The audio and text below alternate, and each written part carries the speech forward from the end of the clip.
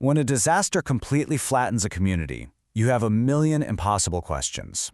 But maybe the biggest one is this: how do we, together, decide what happens next?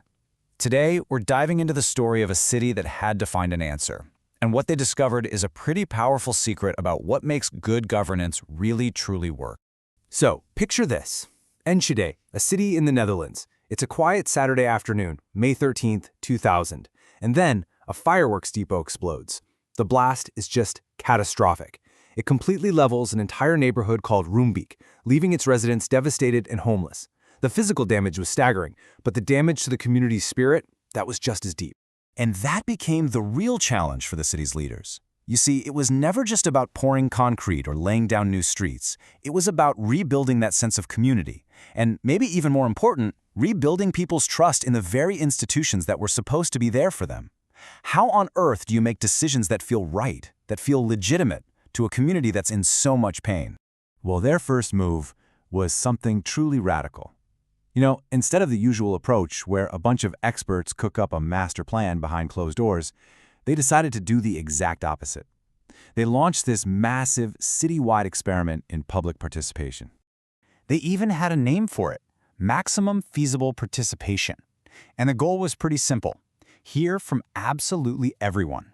This was a huge shift away from that old top-down style of government. They were aiming for something way more collaborative, where the community's voice would actually lead the way. And when I say everyone, I mean everyone. They held special meetings just for the former residents. They ran workshops for school children and for migrants. They held forums for artists and local business owners. They even put old-school idea boxes all over the city and started an internet forum for anyone to chime in. The message was loud and clear: your voice matters, and we are listening. But here's the really wild part: the role the city leaders played in all of this. They showed up to these meetings, sure, but not to give big speeches or push their own agenda. No, they were told their job was to be facilitators, to host the conversation and just listen. Their presence was meant to send a clear signal: we are serious about this process, and we are serious about you. And for the most part, this incredibly open way of doing things was a massive success. It built up so much goodwill and generated thousands of great ideas. But in one specific part of that destroyed neighborhood, the whole process hit a wall. Hard.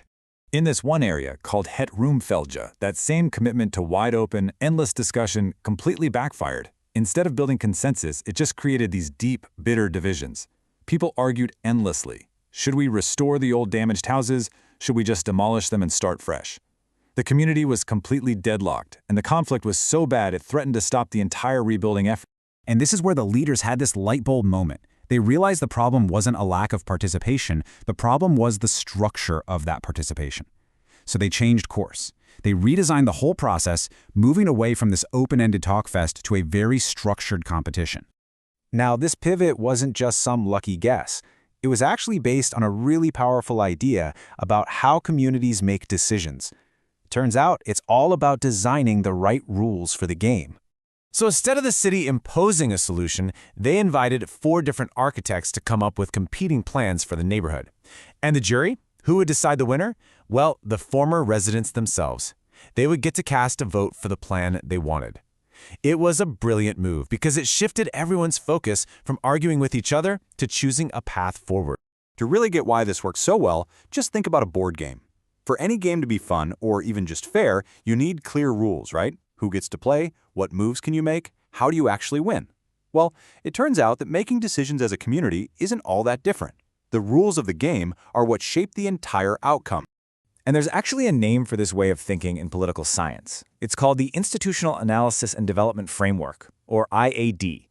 It was developed by a Nobel Prize winner, Elinor Ostrom, and it's really just a tool, a way to analyze how the rules of any given situation, both the formal and the informal ones, shape how people behave and what they're able to achieve together. And what's so cool is we can use this framework to see exactly what the city of Enschede did. First, they set a clear boundary rule. The simple question: who gets to decide? The answer: only former residents from that specific area. Then, they had an authority rule. What power do people have? The power to cast one vote for the winning plan. And finally, a simple aggregation rule. How is the final decision made? Easy. The plan with the most votes from households wins. It was clear, it was fair, and everyone knew exactly how it would work. And the result? It was like night and day. The arguing stopped. A decision was made. And here's the kicker. Even the people whose favorite plan didn't win still accepted the outcome. Why? Because the process was seen as legitimate and fair. It just goes to show how changing the rules of engagement can turn a hopeless conflict into a collective win. So what's the big takeaway here? What's the lesson from Roombeek?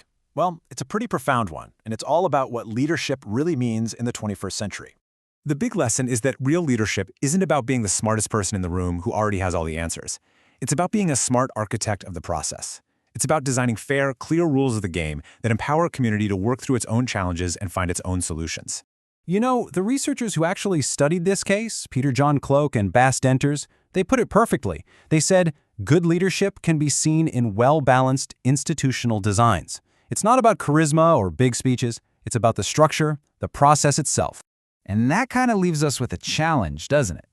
The next time you're at a city council meeting or a school board forum or any kind of community gathering, try to look beyond the arguments for a second. Ask yourself, what are the rules here? Who designed this game we're all playing? Are these rules set up to create conflict, or are they designed to help us find a way forward? Because once you start seeing the rules, that's the first step to changing the game for the better.